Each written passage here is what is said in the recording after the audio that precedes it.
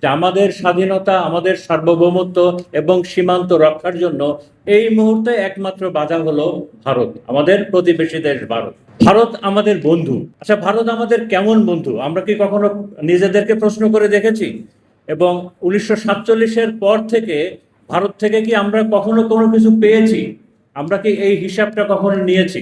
আমি যখন আমার মেমোরি খুঁজি তখন দেখি যে বিগত কিছু বছরে দুইটা বড় গণহত্যা হয়েছিল, যে গণহত্যাগুলো আমাদের হৃদয় ছুঁয়ে গিয়েছিল।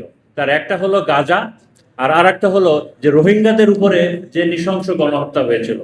আমরা দেখেছি গাজাতে যে গণহত্যা হয়েছিল সেই গণহত্যায় ইসরায়েলের একমাত্র সাপোর্টার ছিল হলো ভারত।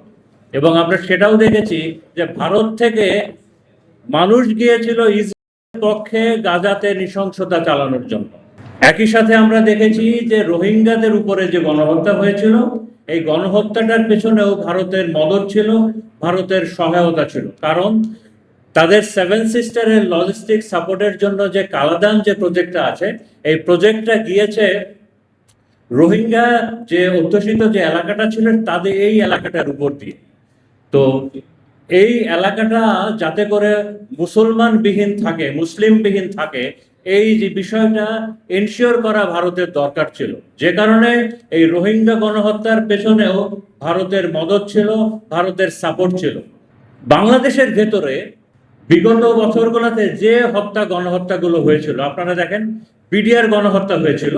এই বিডিআর গণহত্যার যে বিডিআর কমিশন, যেটা লেটেস্ট, যেটা যে কমিশনের রিপোর্টে পর্যন্ত এসেছে যে এই বিডিআর পিলখানা ম্যাসাকারের পেছনে এটার সাথে ভারত জড়িত। আমরা জানি শাপলা গণহত্যা যারা করেছে তারা ভারত তাদেরকে সাপোর্ট করেছে। আমরা জানি শাহবাগে যে জুডিশিয়াল কিলিং হয়েছিল, এই শাহবাগে ভারতের হাই কমিশনার উপস্থিত ছিল।